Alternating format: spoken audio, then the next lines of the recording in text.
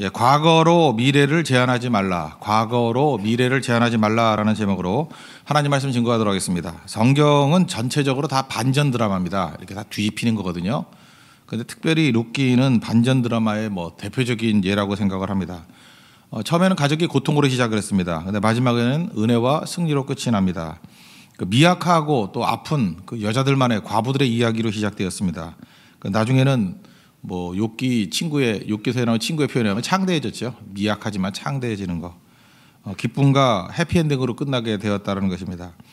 우연은 없다 그랬죠. 그 모든 순간순간 가운데 하나님이 개입하시는 섭리가 있었습니다. 그래서 이건 필연이라는 거예요. 우리 인생도 마찬가지입니다. 그래서 함부로 원망하거나 낙심하지 말 일입니다. 우리가 조건 때문에 원망한다 그랬죠. 우리 조건 보는 거 아니거든요. 하나님을 봐야죠. 모든 조건을 다 뒤집을 수 있는 하나님이 우리 하나님인데, 그러니까 원망은 뭘 보느냐를 보여주는 거예요. 그 사람 말하는 걸 잘 들어보세요. 그 사람이 보는 걸 얘기하거든요. 그러니까 조건 보니까 원망이 나오는 거예요. 하나님 바라보고 원망하는 사람이 어디 있어요? 찬송이 나오고 감사가 나오고 확신이 나오겠죠. 그래서 오늘도 이 새벽에 우리가 해야 될 일이 뭐냐면 뭘 보느냐, 보는 거 바꾸는 겁니다. 조건과 상황을 보는 게 아니라 하나님을 바라보는 것. 그러면 증거는 뭐냐? 우리 입에서 나오는 게 달라진다는 거예요. 왜냐? 보고 얘기하는 거니까.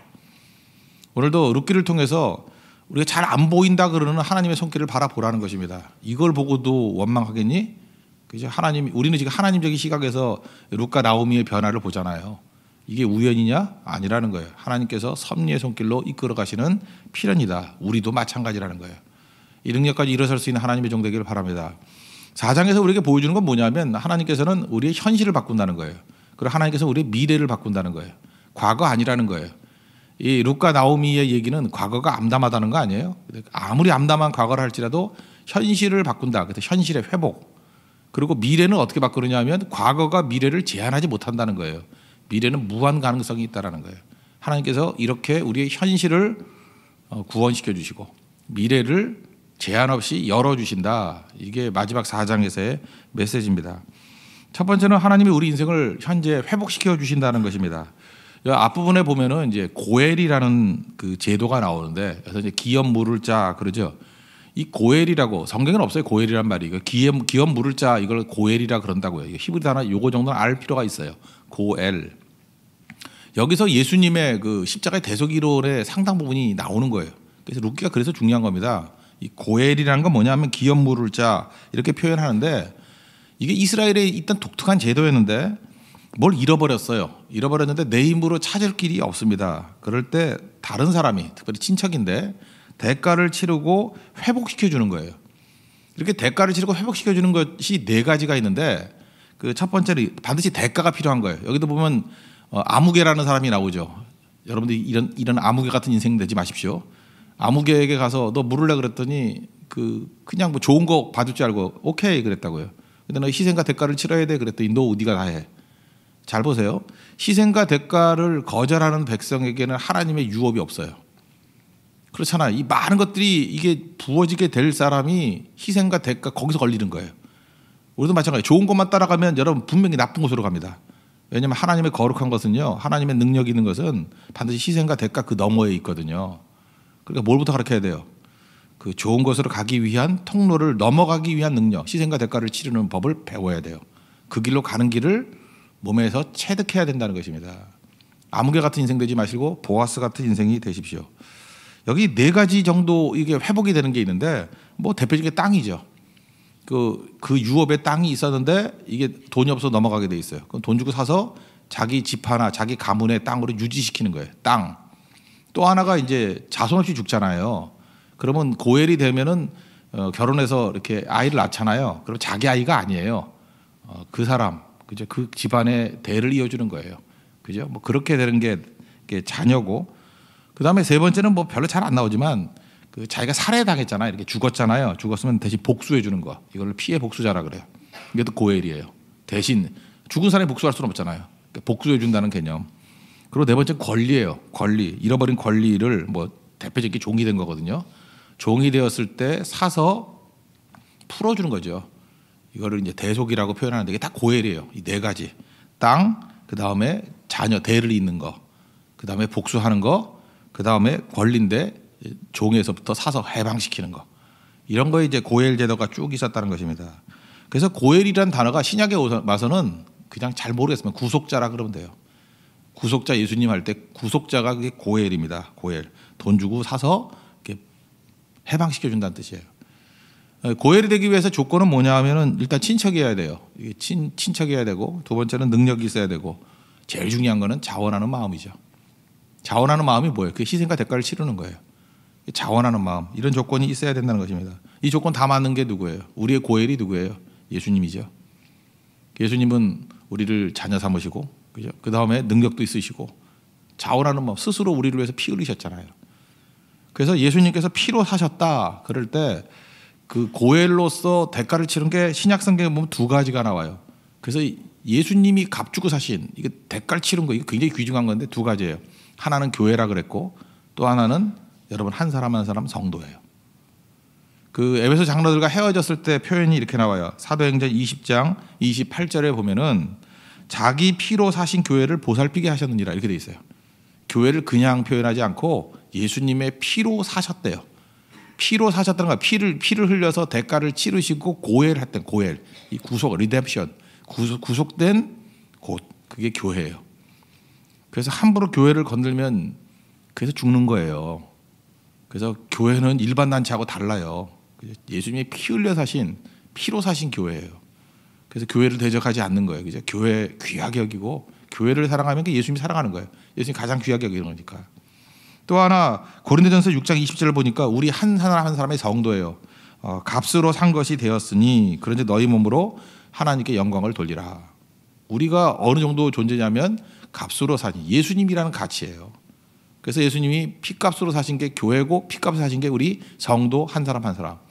그래서 피로 사신 성도를 함부로 막 다루거나 그러면은 그것도 가만두지 않아요, 하나님이. 그러니까 귀하게 여기는 건 뭐예요? 교회는 우리 성도들이 귀하게 여길 것은 교회를 귀하게 여겨야 되고, 한 사람 한 사람의 영혼과 생명을 귀하게 여겨야 돼요. 그게 교회예요.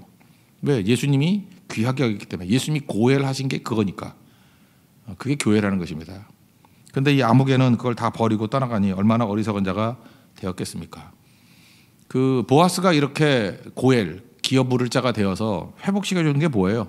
일단 뭐 나오미와 룻 회복시켜주었죠. 그 15절 보니까 여자들이 노래 부르자. 생명의 회복자다. 우리 다 죽게 되는데 그걸 회복시켜줬고, 노년의 봉양자다. 그리고 아이가 탄생됐다. 그러면서 룻을 향해서 뭐라 그래요? 7 아들보다 귀한 내 며느리가 낳은 자로다. 다 회복이 됐죠, 현재가. 그래서 여러분들 다 예수님만 나의 구속자로 믿고 따르게 되면은 아무리 과거가 암담하다 할지라도 모든 것들이 다 회복되게 된다는 것입니다. 그래서 1장에서 나오미가 이름의 뜻이 기쁨이라는 뜻이거든요. 즐겁다. 자기가 즐겁지 않다고 나오미 하는 게 너무 힘든 거예요. 그래서 여러분 그러지 않겠어요? 자기 이름하고 상황하고 반대일 때. 지금 너무 괴로운데 나오미라 그러니까 나를 말하라 그래라. 쓰다. 괴로움, 고통이라 그래라. 그랬던 여인이 이름을 회복하죠. 이름의 뜻을. 진짜 나오미 됐어요. 하나님께서도 여러분 삶에서 이렇게 여러분의 구속자가 되셔서 여러분의 현실의 삶을 구원하시는 하나님의 은혜를 체험하는 믿음의 종 되기를 바랍니다. 반드시 그런 일이 있다라는 것입니다. 그러기 위해서 전제가 뭐냐? 첫째, 여러분의 그 떠나갔던 모압을 빨리 떠나야 돼요. 어디 가야 우리의 구속자가 계셔요? 베들레헴으로 가야 돼요. 믿음의 자리로 돌아가야 돼요. 지금도 많은 사람 주님 따라가지고 방황하는 사람들이 있죠. 잠수 타고 뭐 교회도 안 다니고 지멋대로 돌아다니고. 그래서 자기 딴에는 뭐 살겠대요. 요즘에는요 이렇게 교회를 떠난 사람들도 좀 입이라도 죽어 있으면 좋겠는데 말론 그래요. 그러면 뭐 곧 돌아가야지요. 하나님의 은혜를 사모해야죠. 교회 부흥을 위해서 기도한데 아니 바깥에 나간 사람이 기도해요? 우리가 기도해 주는 거지? 말론 그래요. 이제 죽어도 안 할 거예요. 그거 그죠? 그러고 있다고요. 그러니까 들은 풍어는 있어가지고 혹시라도 이거 뭐 인터넷에 들은 성도들이 있다 그러면 빨리 정신 차리고 돌아와야 돼요. 모압에서는 고엘이 없어요. 돌아와야 된다고. 그리고 돌아와서 해야 될 일이 뭐냐면 하나님께 은혜를 사모하면서 구해야 돼요. 구하라 그러면 주신다 그랬죠. 찾으라 그러면 찾게 되고 문을 두드리라 그러면 열리게 된다. 이걸 다 동의어로 본다 그러면 주신다는 거예요. 주님이 주신다는 거예요. 하다못해 여러분들 자동문이 말 그대로 자동이잖아요. 근데 자동으로 열려요? 자동문인데 어떻게 해야 자동문이 열려요? 가까이 가야 열려요. 여러분 이 말에 속으면 안 돼요. 하나님께 오는 사람들은 모든 사람에게 다 이렇게 현실의 회복을 주신다. 맞아요. 그렇지만 근데 왜 나한테는 안 와요 그러는데 자동문하고 똑같아요. 가까이는 가야죠. 주님께는 가야죠. 주님께 가지도 않고 뭐 안 된다 그러면 안 되잖아요. 모압은 떠나야죠. 그러니까 우리가 할 일은 그거예요. 주님께서 모든 걸 다 예배해 두셨어요. 그죠? 우리의 값을 지불하셨어요. 기업 물을 자가 되셨어요. 우리를 현실을 회복시켜 주실 것이라고요. 그러면 두 가지만 하면 돼요. 있는 자리 떠나서 방황의 자리, 모압을 떠나야 돼요. 빨리. 그리고 주님께로 가야 돼요. 그러면 열린다고요. 자동문조차도 가까이 가야 열린다는 거 잊지 말고 여러분 현실의 삶의 모든 것들을 예수님의 능력으로 말미암아 회복시킬 수 있는 믿음의 종 되기를 축원합니다. 두 번째는 이제 미래인데 우리 과거에다 묶여 삽니다. 그래서 과거에 뭐 상처, 트라우마 맨날 이런 소리 하잖아요. 요즘에 상처라는 말이 많고 트라우마라는 말이 많고 이런 얘기가 뭐예요? 과거에 묶여 산다는 거예요. 맨날 과거. 그죠? 이 과거를 깨버리고 미래를 향해서 나아가야죠. 빌립보서 3장 13절, 14절에 사도 바울도 이렇게 얘기했죠. 내가 아직 잡은 줄로 여기지 않는다고. 오직 한 일, 뒤에 있는 것은 잊어버리고 과거는 잊어버리고 그죠? 앞에 있는 것을 잡으려고 표대를 향하여 그리스도 예수 안에서 부름의 상을 위하여 내가 달려간다고. 여러분 과거 이렇게 뒤보면서 달려갈 수 있어요? 뒤보면서? 그럼 다쳐요. 뒤는 힐끗힐끗 보면서 이렇게 뒷걸음친다 그럴 수 있으니까요. 달릴 수 있는 건 뭐예요? 저 멀리 표적, 미래 멀리 보면 멀리 볼수록 달리는 것은 더 빠를 수 있다고. 그러니까 무조건 뛰라 그러는 게 아니에요. 뛰라 그러는데도 못 뛰는 이유가 뭘까? 뒤돌아보고 있는데 어떻게 뛰어요? 뒤돌아본 사람에게 뛰라 그럴 수가 없잖아요. 그러니까 시선이 중요한 거라고. 미래를 바라보게 만들고 비전과 꿈을 바라보게 만들 때 비로소 뛰는 게 쉬워지고요. 뛸 수 있어요. 쉬워진 얘기 불가능했어요. 여러분 지금도 인생이 속도가 느리고 뭔가 미적미적하고 제자리에 정체되어 있는 것 같은 인생이 있죠. 그러면서 맨날 능력만 달라요. 능력은 이미 줬어요. 문제는 뭐냐? 시각이에요. 과거의 상처 이런 게 아니고 미래의 꿈을 바라봐야 된다고. 사명을 바라봐야 된다고. 그럼 뛸 수 있어요. 우리 성도들도 우리 교회 주신 이런 선교의 비전들이 있잖아요. 그러니까 뛸 수 있는 거죠. 목표가 딱 보이니까 이제는 뭐 시간 조절, 뭐 우리 삶의 조절 뭐 이런 거 다 하잖아요. 그리고 이제 집중해서 뛸 수 있잖아요. 뭘 구할 게 있잖아요. 그죠? 이렇게 헤쳐나가야 될 게 있잖아요. 넘어야 될 장벽이 있잖아요. 앞이니까 그래. 앞이니까. 근데 뭐 뒤에 있는 거 놓고 다 한다 그러면 할 일이 뭐가 있어요, 그거. 그죠? 서로 비난하고 깨고 네가 잘못했다, 내가 잘못했다. 그거밖에 없는 거죠. 그래서 교회가 한동안에 그 동력을 잃어버리는 길은 뭐냐면 과거 가지고 질퍽대고 있으면 절대 전진 못하고 그냥 정체되고 거기서 죽는 거예요.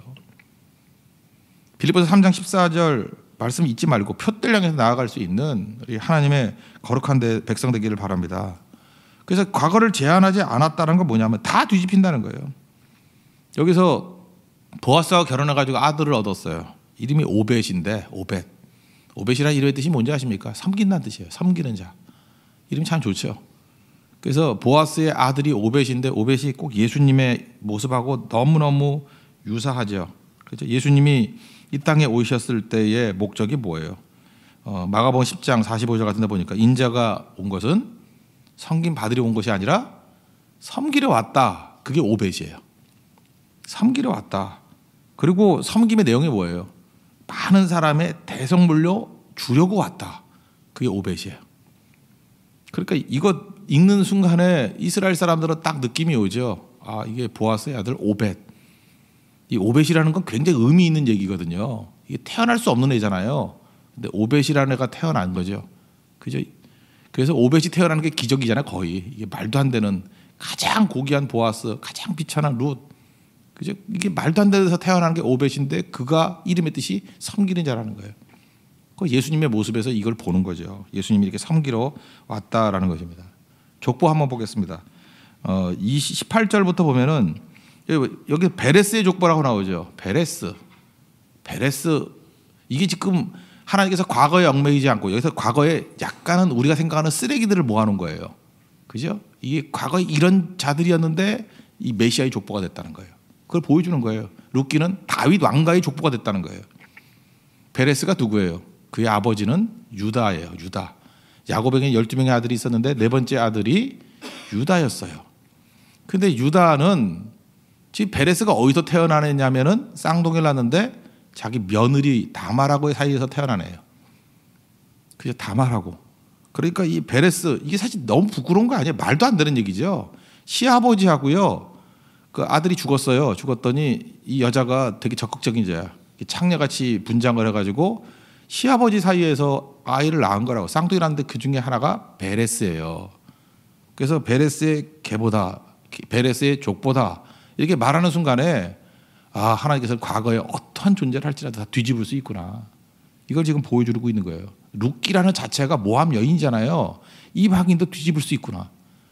그러니까 이걸 보는 순간에 우리에게 소망이 있는 거예요. 너희들 가운데 베레스보다 못한 족보 있어? 이거 묻는 거예요. 우리 한국말로 또 베레스잖아요. 버렸다는 거 아니야, 그죠? 베레스. 이거보다 더 베렌 인생 있어? 없잖아요. 이거 베레스의 족보다고. 그죠? 그러면서 설명을 하는 거예요. 몇만 볼게요.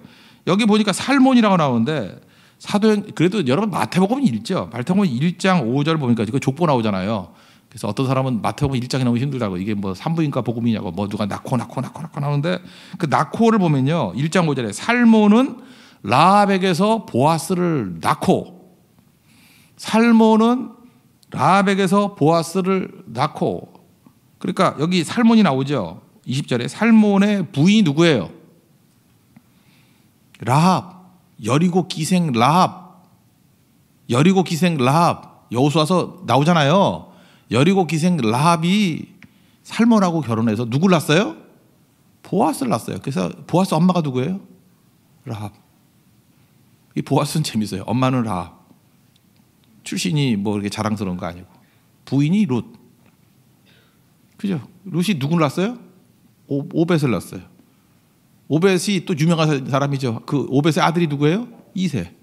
이세의 아들이 누구예요? 다윗. 그러니까 다윗이 오벳을 뭐라고 불러요? 할비라고 불러요. 할비라고 불러요. 그러니까 옛날에 뭐 좀 오래 살고 그랬으니까 뭐 기억은 나겠죠. 그죠? 우리 조상이 모압이었어. 우리 조상이 여리고 기생이었어. 이거라고 뿌리가. 이게 다윗 가문이에요. 다윗의 왕가라고. 그래서 다윗이 어려울 때 도망칠 때 어디로 도망쳤어요? 모압으로. 왜냐하면 거기가 그 외할머니 댁이거든요. 그래서 다윗의 피 가운데도 모압 피가 있는 거예요. 모압 피가. 근데 하나님이 그를 건져 주셨다라는 것입니다. 그러니까 어떤 조건에서도 건진받지 못할 사람이 있느냐. 여기 지금 10명의 얘기가 쭉 나오는데 10명의 얘기 이거를 살펴보면서 우리가 은혜가 충만해지는 거예요. 누가 과거 때문에 안 된다 그래. 제발 흙수저니 뭐 은수저니 금수저니 그런 소리 하면 이렇게 수저를 다 끄꺼빨아야지. 그건 결정론 아니에요. 이런 게 어디 있어요. 여기 보세요. 이 살몬을 한번 보라는 거예요. 베레스를 보라는 거예요. 이런 자들을 통해서 놀라운 일들이 벌어졌는데 그리고 이세도 별로 잘난 거 없는데 이세 아들 가운데 이스라엘은 장자가 최고잖아요. 다윗은 8번째 막내였어요. 그러니까 다윗의 조건을 쭉 설명하는 게 뭐냐면 최악, 엎어치기. 그 최악에서 누가 나왔어요? 다윗이 나왔다는 거예요. 그러니까 하나님께서는 어떤 분이시냐? 과거의 문제를 가지고 미래를 제약하시는 분이 절대로 아니라는 것입니다. 그래서 우리에게 아주 원천 봉쇄하는 거예요. 저는 탁월한 게 없어서 받은 게 없어서 과거가 너무너무 힘들어서 미래가 없어요. 그럴 때 그 입 다물라. 이게 룻기 4장의 메시지예요. 과거로 미래를 제한하지 아니하시는 하나님이다. 하나님은 차별도 아니하시고 제한하지도 아니하시고 하나님과 연결해서 나아가면 오히려 그 역전의 능력이 된다는 거예요. 역전의 능력. 그래서 히브리서 4장 16절에 나오잖아요. 우리와 똑같이 시험 받았다는 건 뭐냐면 예수님이 우리가 똑같이 비천한 가운데 떨어졌다는 거예요. 그러므로 우리는 긍휼하심을 받고 긍휼, 때를 따라 돕는 은혜. 우리가 붙들 게 뭐예요? 조건, 상황 아니고 때를 따라 돕는 은혜예요. Not by self. 내 자신을 믿거나 인간을 믿지 말고 but by grace. 은혜를 붙들고 나아가라는 거예요. 은혜의 보좌 앞에 담대히 나아갈 것이니라. 이게 메시지예요. 은혜 붙들면 살아요. 이번 고정교회도 은혜 붙들면 살아요. 우리 교회도 은혜 붙들면 살아요. 여러분 인생도 은혜 붙들면 살아요. 다 일어서게 된다는 거예요. 그래서 이 전체 메시지가 은혜예요. 은혜. 하나님의 은혜를 입은 자를 당할 자가 있느냐? 없다. 하나님의 은혜가 임하게 되면은 현실도 구원받고 회복되고 미래도 제한받지 않냐는 엄청난 길이 열리게 된다. 그러면서 기대하라는 거예요. 잘 설명하는데. 그리고 사무엘상에 나오는 거예요. 다윗 왕가가 이렇게 시작된 거야. 여기서 메시아가 나오는 거야. 이게 메시지입니다. 룻기는 만만한 게 아니에요. 이게 다윗왕가의 뿌리가 되는 메시지고 신약의 예수님의 오심, 구속자 되심을 보여주는 뿌리가 되는 메시지라는 것입니다. 이거 붙들고 승리할 수 있는 하나님의 거룩한 백성 되기를 축원합니다. 하나님께서 우리의 삶의 모든 것들을 회복시켜 주실 것으로 우리 믿고 오늘도 간구하는 시간 되기를 축원합니다. 자리에서 일어나겠습니다. 88장 찬양하겠습니다.